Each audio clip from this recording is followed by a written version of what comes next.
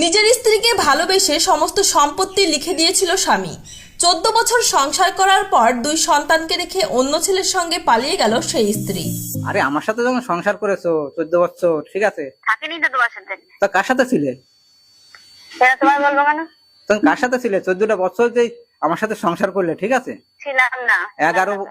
2011 থেকে 2024, ঠিক আছে, ছিলাম না। ছিলে না? তাই ছিলে কার সাথে? বাচ্চা কাচ্চা কার? লোকেরটা। লোকের তা? তাহলে তুমি লোকের দিয়ে বাচ্চা বানাইছো? হ্যাঁ হুম, হ্যাঁ তুমি স্বীকার করছো যে তুমি লোকের দিয়ে বাচ্চা বানাইছো, তাই তো? হ্যাঁ হ্যাঁ। হ্যাঁ, তাহলে লোকের তা যদি হয়, এটা তো ভাগ তো তোমারও আছে না স্যার? নাই। কোনো ছেলের একাদ্রা তো কোনো সন্তান জন্ম দেওয়া সম্ভব না।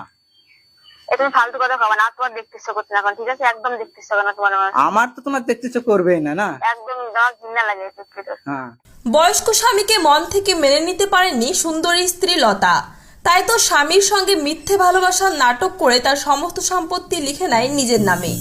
জায়গা জমিগুলো সব নিয়ে গেলে আমার কোষাই মানে পটাই ফুট হয়ে। সব বেঁচে দেবো, কিছু রাখবো না, সব বেঁচে দেবো, সব বেঁচে দিয়েছি। কোথায় বেচেছো? কার কাছে বেচেছো?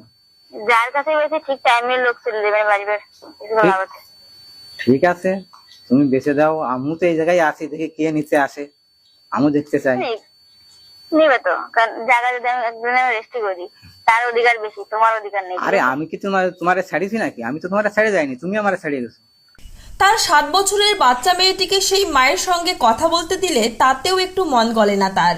লোকে কি বলেছিস তুই? কি বলেছি? তুমি যার সাথে কথা বলেছিলে সত্যি কথাই তো বলেছি না, আমি কি মিথ্যা কথা বলেছি? হ্যাঁ বলেছিস, তো বলবি কেন? লোকেরা বললে বেড়াবি আর নাম্বার দিয়ে বেড়াবি কেন? আমি 100 বার দিয়ে বেড়াবো, তোমার কি? হ্যাঁ, নাম্বার নাম্বার নাম্বার দিয়ে বেড়া, বেশি করে দিয়ে বেড়াবি, ঠিক আছে? 100 বার দিয়ে বেড়াবো, হয়েছে শান্তি? হ্যাঁ 100 আর দিয়ে বেড়া, তুই পুরো গ্রামের লোকের দিয়ে বেড়া, ঠিক আছে? কেউ আসবে না? বাড়ি আসবে না তুমি? কি করতে যাও বাড়ি? আরে এদের তো দেখতে হবে, এদের দেখাশোনা তো করতে হবে না? দেখো, নিয়ে আসো তাপসীকে, নিয়ে আসো দেখো। কেন, তুমি তো আসো না? না আমি কারোর জন্য নেই, তুমি তো কার জন্য আসো? এখন আমার যা ভালো লাগবে আমি তাই করবো, কে কি বললো না।